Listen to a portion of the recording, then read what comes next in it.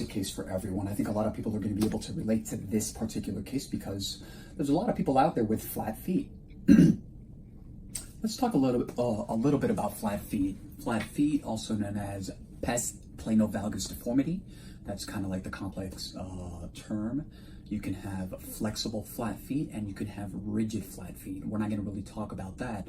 We're going to talk about the clinical presentation today. We have a very young patient who, during the course of the last, we'll say, 2.5 months.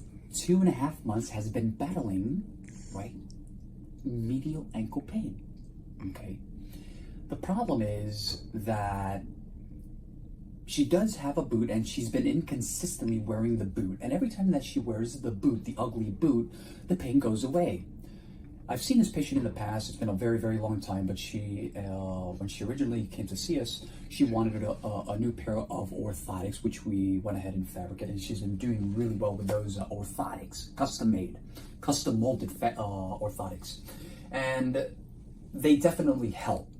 But the problem is that there's a condition called the posterior tibial tendon dysfunction. The word dysfunction means that something is obviously not working correctly.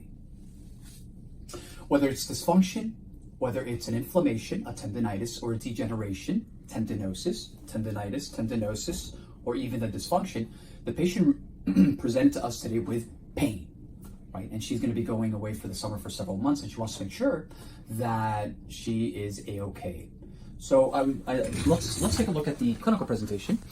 A very, very clear flat foot.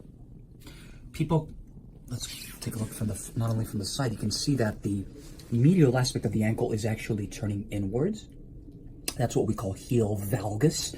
Same thing goes for the right, maybe a little bit more so on the left than on the right. Okay. Let's move back a little bit here, Elizabeth. Let's give people the front view. And as everyone can see, look how the ankle is actually rolling in, right? We want to, we would, want to put that's neutral. This is not, you see? So this patient is actually, have a seat here, please.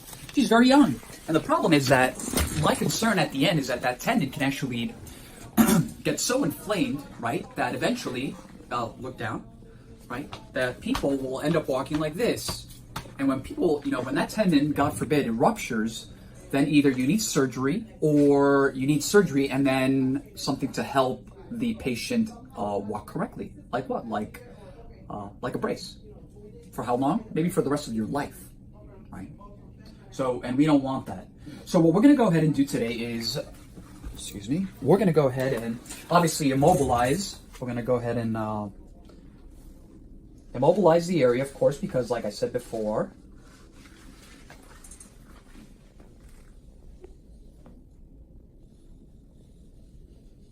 just going to go ahead and draw the tendon runs right here with a couple of other tendons as well. Not only tendons, but really important neurovascular structures, such as what? Such as a very important artery, vein, and nerve. Let's put that underneath. Thank you very much. Excellent. Okay. So here we have the tibia, which is the bone. And we'll make believe that this is actually the tendon. The tendon comes and inserts here into the navicular. Okay. And the patient has pain. And I will ask the patient. We usually demarcate before. Right there. Okay. So we'll just go like this. How about here? How about here? How about here? Let's go back here. How about here? Right there. How about here? Right there. Oh, right there. Okay, how about here? A little way. Less? Less than the other one. Okay. X marks the spot. So the first thing I'm going to do is I'm going to go ahead and anesthetize the area. Okay. And I'm going to go ahead and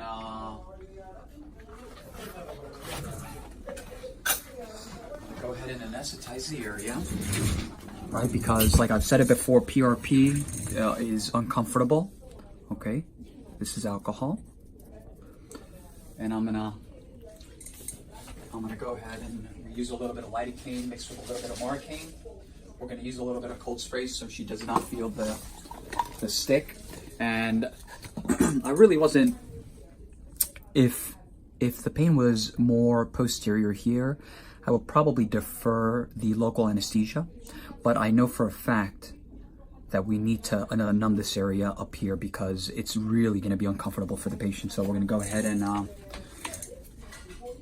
okay, you're going to feel, any allergies? No. Okay. You're going to feel a little bit of cold spray. Here we go. A little pinch and a lot of burning. A lot of burning. A lot of burning. Okay. Again, another pinch. Burning. A lot of burning. A lot of burning. 1 second. We always pull back here just to make sure, right? I said before there's a really important artery there. We don't want to inject into the artery. That's a no-no. And again, we're just infiltrating. We're over here now. And we'll go like this. Okay. Thank you very much, Lisbeth. Okay, and again, we don't inject the area. We're just trying to numb, and then there's going to be one more little stick. Okay.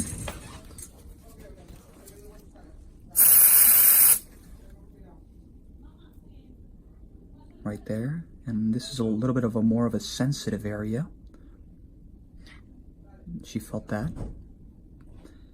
And burning now. Here we go. Okay. Yeah. And that's it. Okay, we're done. So we'll give it about a minute, and during that minute, I'll go ahead and do what I do, what I'd love to do, which is educate. We are not doing the percutaneous microtenotomy. Historically, again, the dry needling procedure. We're only doing the injection. So we're not going to be fenestrating the tendon. There's no need. Part of the problem also is that we don't have, and there's no need for it today, an MRI, because the fact that the patient does feel a lot of relief from using the boot, that tells me that it's most likely just inflammation, and that's about it. There's always a possibility that you may have some micro tears, right? I don't have MRI vision, but there's, as everyone may or may not know, there's a saying, you can't teach experience. So in my experience, I think that, injecting the tendon here with only PRP, with the immobilization and maybe a little eventual physical therapy and a pair of brand new orthotics, I think that she's gonna do fantastic. Okay, so we're gonna go ahead now and take our PRP. Again, PRP stands for platelet-rich plasma. What do we have in here? We have isolated from a great quantity of blood. We have isolated the plasma, the platelets, which contain growth factors, important cells, important proteins, and I can get a little bit more scientific. I'm not going to do that, but this is like liquid gold, right? Healing the natural way. I love it. Passion. Okay, so what we're going to go ahead and do is the patient should probably feel... I don't know, you're touching it. It feels like a tingly. Right. So the difference, some people have the ability to decipher whether it's pain or pressure. And even, and I've said it before, even with anesthesia, sometimes the patient will feel some dull, achy pain in this area, right? Because we're not anesthetizing in the tendon. So if you do feel any discomfort, please let me know. Okay, it's a dull, achy pain. Okay. Just say, it's bothering me, and we will go ahead and stop there, and then we'll wait until that goes away, and then we'll infiltrate a little bit more. Okay? Okay. So here we go. Any pain? Just the pinching. Okay, here we go. Okay. So now what we're going to do is we're going to slowly start infiltrating, and we'll ask the patient, how do you feel? How do you feel? Weird. It feels like a burning. But is it pain? No. No? Okay. How about now? I like to infiltrate very, very slow because I want to make sure that we maintain all the PRP, right, in the affected portion, in the affected area. You're doing a great job with the camera, by the way. That's really nice. Okay, that hurts. Okay, so then we stop there.